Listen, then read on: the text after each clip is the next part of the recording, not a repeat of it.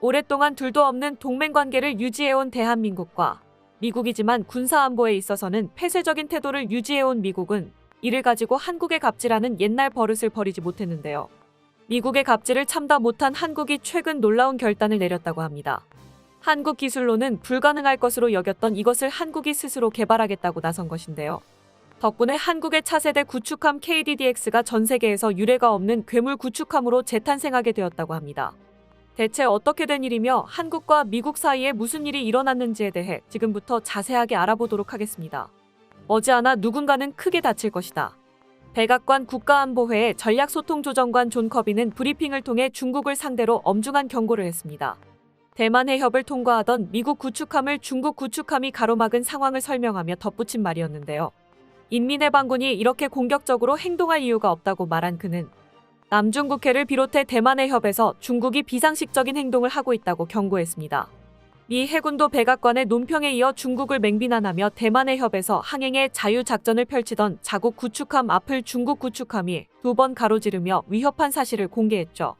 선을 넘는 중국의 행동은 하루 이틀 일이 아닙니다.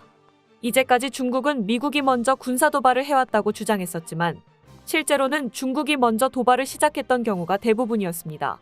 대만을 둘러싼 양국의 갈등이 좁혀지지 않으면서 중국은 몰래 해군력을 기르는 한편 미국을 상대로 군사적 도발도 서슴지 않고 있습니다.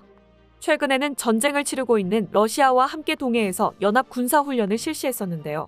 러시아군이 6,800톤급 대잠 구축함 아드미랄 트리부츠와 아드미랄 판텔레예프 2척, 초계함 그레мя시를 파견했고 중국의 북부전구 함대는 유도 미사일 구축함 치치아얼, 구이양, 유도 미사일 소형 구축함 자오장, 리자오 등 주요 전력을 동해로 보내 합동훈련을 실시했습니다.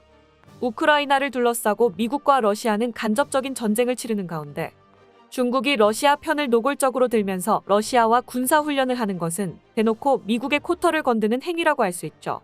물론 미국만 분노할 일은 아닙니다. 한반도 앞바다인 동해 지역에서 훈련을 거듭 강행하는 것은 미국과 동맹관계인 한국에게 함께 경고를 보내는 것으로 해석되고 있습니다. 미국과 한국, 일본까지 동시에 도발하는 이러한 훈련은 그만큼 중국 해군력이 질적으로 미국을 뒤쫓을 정도로 성장했고 일본과 한국 모두를 압도할 정도로 양적으로도 팽창했기 때문에 가능한 것이라고 할 수 있습니다. 실제로 카를로스 델 토로 미국 해군성 장관은 연설을 통해 인도태평양 사령부 전력 강화가 반드시 필요하다고 역설했는데요.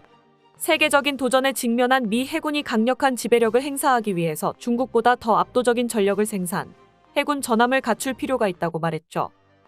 미 해군이 칼레빈 구축함 이후 비슷한 급의 구축함 17척을 더 생산하기로 결정한 것도 바로 이 때문입니다. 중국의 건조 능력이 무시할 수준이 아니고 이를 간과했다가 미국이 중국에게 밀릴 수 있다는 두려움 때문이었죠. 따라서 당장 현실로 다가오는 미중 대결을 생각했을 때 미국은 믿을 만한 해군 파트너가 필요한 상황인데요. 현재 미 해군에서 가장 관심을 보이고 있는 곳은 바로 대한민국의 해군이었습니다. 특히 한국이 생산한 K군함의 스펙을 주목하며 방산에 있어 뛰어난 능력을 증명해내고 있는 대한민국 해군 모델을 분석하는 모습도 보였습니다. CNN은 한국 군함에 대해 세계 최고의 군함이라는 평가를 내리며 한국 군함이 세계적으로 어느 정도 수준인지 심층 분석하는 특집 기사를 보도했었는데요. CNN은 한국 군함을 극찬하며 현재 세계 최고의 군함은 미국이 아닌 한국의 세종대왕함이라고 주장했습니다. 중국 해군의 차세대 수상전투함 055형과 세종대왕함을 비교하며 한국의 세종대왕함이 중국 전투함에 비해 월등히 앞서고 있다고 평가했는데요. 서방 전문가들은 055형 구축함이 세종대왕함보다 크기는 하지만 세종대왕함은 128셀의 수직 발사장치와 지대공, 대잠, 순항 미사일 등 모든 상황에 대처할 수 있는 강력한 무장으로 화력면에서 압도적인 전력을 갖추었다고 평가했습니다. 그런데 듣기 좋은 평가이긴 하지만 그 뒤에 있는 미국의 속내를 생각하면 마냥 기분 좋게만 들을 수 없는 칭찬인데요. 미국이 이렇게 한국을 띄워주는 것에는 미국과 중국과의 대결에서 한국이 일정한 역할을 수행해야 하며 이를 위해 미국과 한국은 공고한 동맹관계를 유지해야 한다는 뜻을 내포하고 있습니다. 하지만 미국이 한국 해군을 마치 자국 군대인 마냥 생각하는 것은 불쾌하게 받아들여질 수밖에 없는데요. 그동안 한국 해군의 발전에 발목을 잡았던 곳도 미국이었기 때문이죠. 한국은 최근 7,700억 원의 예산으로 미국의 장거리 함대공 미사일 SM-6를 도입하기로 결정했습니다. 새로 건조된 정조대왕급 이지스 구축함에 탑재하기 위해서였죠. 한국형 구축함 사업에서도 함대공 미사일로 SM-6를 도입할 계획을 가지고 있었기에 엄청난 금액을 들여 미국으로부터 미사일을 수입을 결정했는데요. SM-6를 도입한 가장 큰 이유는 북한의 핵미사일 선제 공격 시 이를 타격하기 위해서입니다. 한국형 미사일 방어체계의 한 축이 될 미사일이라는 것이죠. 문제는 SM-6가 생각만큼 효과적인 무기가 아니라는 점인데요. SM-6의 사거리는 240km를 넘지 않으며 요격고도는 34km가 최대입니다. 이 정도 거리라면 정조대왕급 구축함이 SM-6로 수도권에 떨어지는 북한 탄도미사일을 막는 건 묘기에 가까운 일입니다.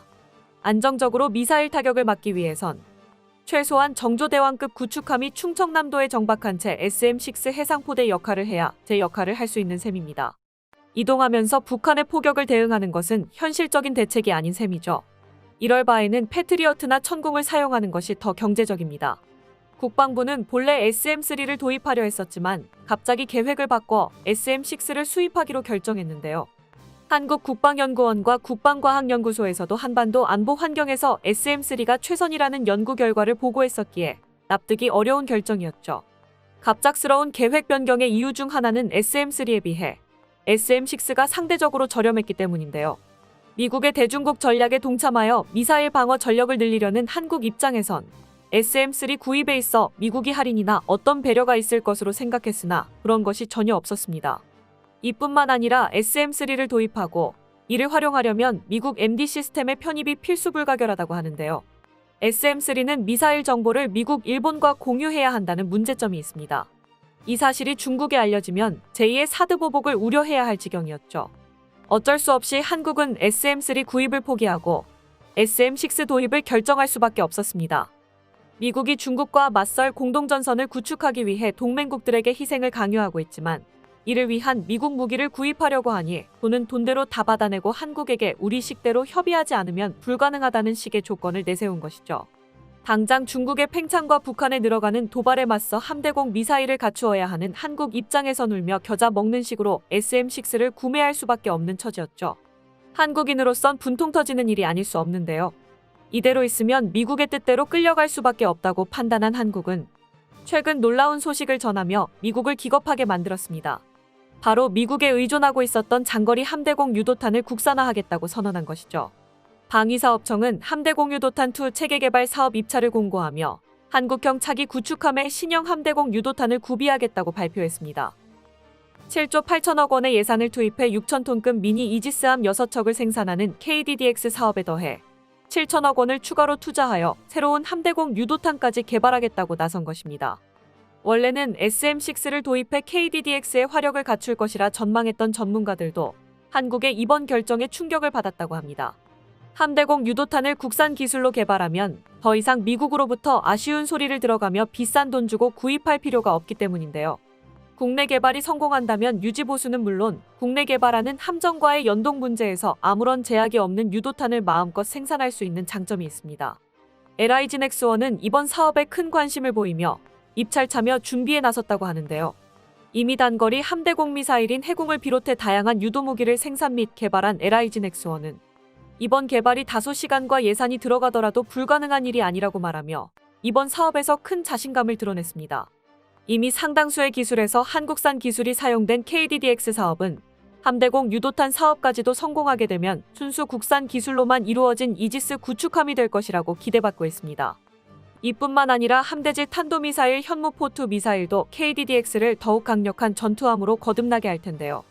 500km에 달하는 사거리와 마하 10에 육박하는 속도, 지하 표적 파괴에 적합한 강화 관통 탄두까지 갖춘 현무포2 미사일은 해외에서도 괴물 미사일이라 주목을 받고 있는 무기로 적의 심장을 찌를 비수가 될 수 있을 것으로 기대받고 있습니다. 게다가 이보다 더 강력한 고위력 현무5도 올해 상반기 내에 개발이 완료되는 가운데 KDDX 구축함에 탑재될 미사일의 수준은 세계적인 군사 강국들과 비교해도 손색이 없다고 할 수 있습니다. 특히 화력이라는 단일 관점에서 보면 미국과 중국 등 그 어떤 구축함에서도 경험할 수 없는 강력한 화력을 갖춘 구축함일 가능성이 높습니다. 이번 한국형 구축함은 알려진 사실만 종합해본다면 유례가 없을 정도로 괴물 구축함이 되고 있습니다. 화력에서 다른 구축함을 압도하는 성능을 지녔을 뿐만 아니라 통합 전기식 추진 체계를 갖춰 전기함으로 설계된 덕분에 엔진 소음이 없다시피의 대잠전에서도 압도적인 성능을 보일 수 있습니다. 게다가 KDDX에는 레이저 병기가 탑재된다는 충격적인 소식도 전해졌는데요. 이미 국방부에서 진행 중인 고출력 에너지 무장 함정 탑재 실험은 충남대에서 진행 중에 있습니다. 심지어 레일건까지 현재 KDDX의 무장 후보에 올려두고 있는 상황인데요. 해군은 과거 언론 인터뷰를 통해 고출력 에너지 무장 운용을 위해 대용량 에너지 저장 장치 구성 방안, 함정 탑재를 위한 요구 조건 및 관련 핵심 기술 연구가 진행 중이라고 밝힌 바 있었는데요. 첨단 무기를 비롯해 재래식 화력의 최강 무기인 현무와 한국산 함대공 유도탄 탑재, 전기함을 통한 높은 기동력까지 순수 스펙으로 보면 한국에서 만들어질 KDDX 구축함은 미국조차 상상하기 힘들 정도로 엄청난 물건입니다. 대체 한국이 최종적으로 완성하게 될 KDDX 한국형 구축함은 과연 어떤 모습이 될까요? 전 세계를 긴장하게 만들고 있는 KDDX 개발 사업이 성공적으로 마무리되어 K방산 열풍이 우연이 아니라는 것을 전 세계에 확실히 증명해내기를 기원해 보겠습니다. 끝까지 시청해주셔서 감사합니다. 도움이 되셨다면 좋아요를, 다른 이야기도 궁금하시면 구독을 눌러주세요.